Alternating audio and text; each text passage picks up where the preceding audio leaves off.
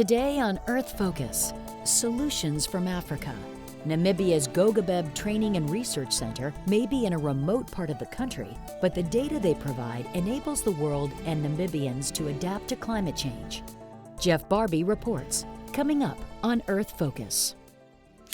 In the shifting sands of the Namib Desert, the little laceratid lizard dances like a child on a hot beach to cool its feet in the wind. Found nowhere else on the globe, this reptile is perfectly adapted to the scorching days of one of the world's most variable ecosystems. Mia Kabajani is a young Namibian researcher working on a long-term monitoring program at Gobabeb Research Center. She studies how animals and plants have adapted to this variable climate and what lessons they may teach us about adapting to climate change. Well, what we can learn from these animals and their adaptations is that if things get hard for you, you just have to learn to live with that. So it's all about adaptation. Established in 1962, the Gobabeb Training and Research Center sits at the edge of the Namib Dune Sea on the banks of the Kaisab River. Mary Seeley is a naturalized Namibian and a member of the station's management committee who has been working here since 1967.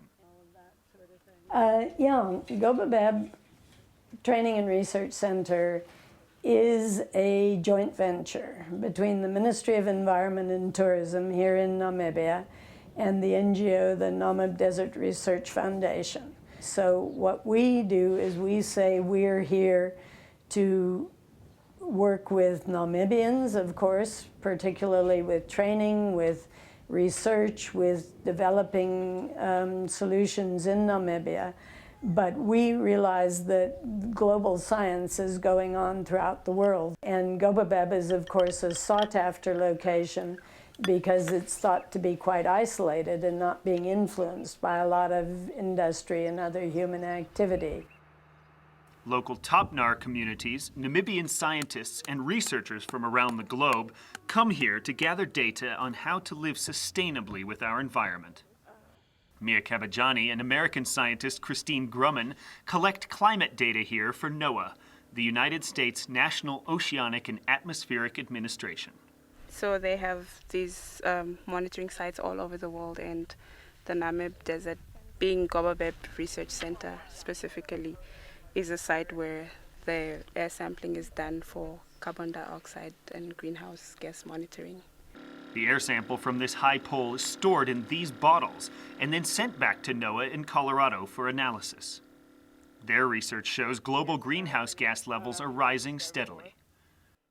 This air sample data is used by scientists like Francois Engelbrecht of South Africa's Center for Scientific and Industrial Research, as well as others around the world to track and model the effects of rising greenhouse gas emissions. What we've seen over the last century is a temperature increase of about 1 degree Celsius globally. Now, what is natural for the planet? When the planet moves from an ice age into a warmer phase, then temperature tends to increase globally at a rate of about 1 degree Celsius every 1,000 years, or perhaps 2,000 years.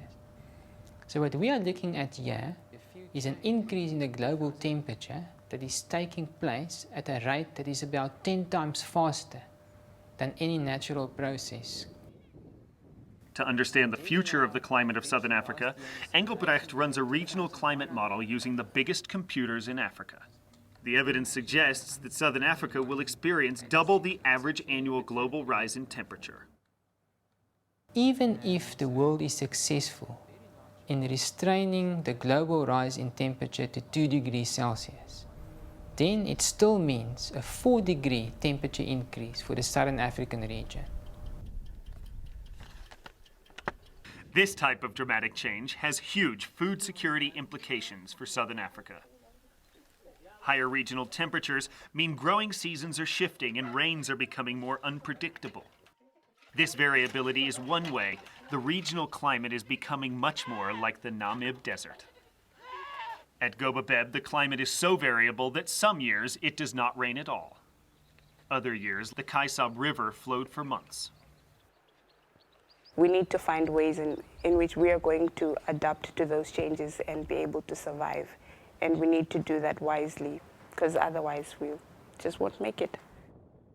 Well, we are very concerned about this variability. I mean, it's natural in the Namib Desert, and we're interested in seeing how it plays out naturally in the natural adaptations. But when we look to the human aspects and the variability, how is that going to go forward? Well, one of the important things is that we have to look towards planning.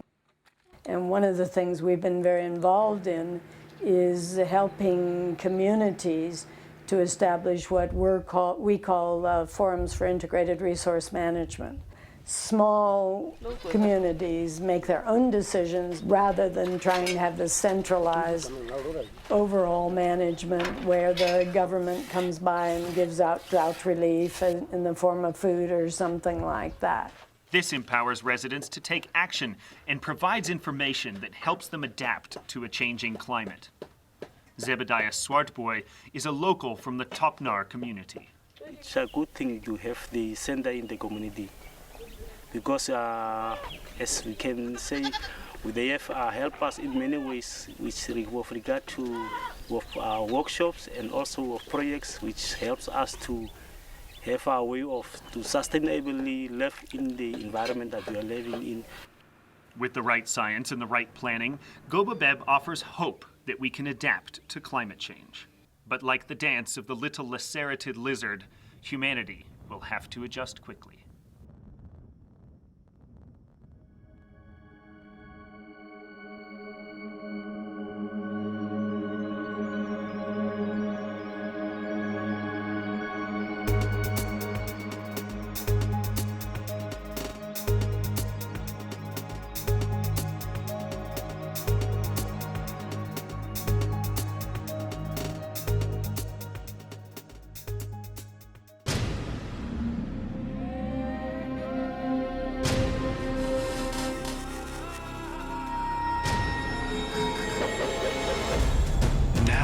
Airwaves, a global channel of uncompromising stories.